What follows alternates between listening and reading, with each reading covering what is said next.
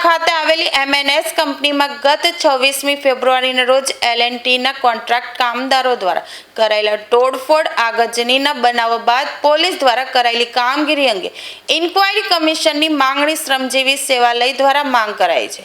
સાથે કહ્યું હતું કે કામદાર કાયદાઓનું અનાદર થાય છે, વાયોલેશન થાય તેની તપાસ થવી જોઈએ અને લેબર કમિશનર, ફેક્ટરી ઇન્સ્પેક્ટર તથા PFEIC કમિશનર રિપોર્ટ જાહેર કરે તે માંગણી કલેક્ટર પાસે કરાઈ હતી અને ILO તથા હ્યુમન રાઇટ કમિશન સમક્ષ રજૂઆત કરાઈ છે। તો સરકાર તાકીદે કાર્યવાહી ન કરાઈ તો રજા પાછી હાઈકોર્ટમાં રીટ પિટિશન કરવા પણ ચીમકી આપી હતી।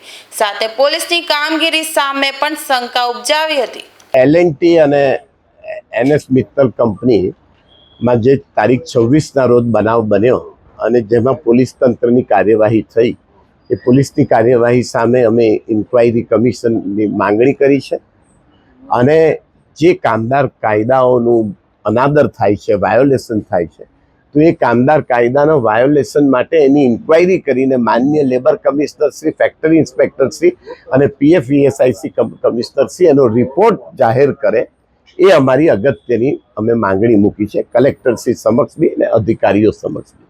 એ અમારી રજૂઆત છે અને અમે ILO, ઇન્ટરનેશનલ લેબર ઓર્ગેનાઇઝેશન અને હ્યુમન રાઇટ્સ કમિશન સમક્ષ પણ આ રજૂઆત કરીને અમે રિપ્રેઝન્ટેશન રજૂ કર્યું છે।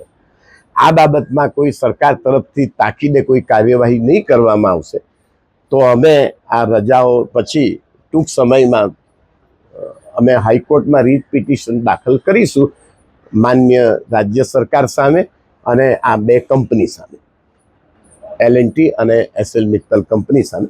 કારણ કે આ બંને કંપની આંતરરાષ્ટ્રીય કક્ષાની બહુ સારામાં સારી વેલ નોન કંપની છે। એમાં આવો અઘટિત બનાવ બન્યો છે અને આ કંપનીના પ્રિમાઇસીસમાં બનાવ બન્યો છે અને કંપનીના કામદારો છે, 10,000 કામદારો છે એમાં। એટલે સુરત શહેરના 20 લાખ 30 લાખ જેટલા કામદારોની સલામતી, શાંતિ, ઔદ્યોગિક વિકાસ અને ઔદ્યોગિક શાંતિને પરસ્પર એકબીજાના સુમેળભર્યા સંબંધો જળવાઈ રહે એ માટે અમને આ કાર્યવાહી કરવાની ફરજ પડે છે। સમગ્ર ઘટના હતી જેને લઈને પોલીસની કામગીરી નિષ્પક્ષ નથી રહી।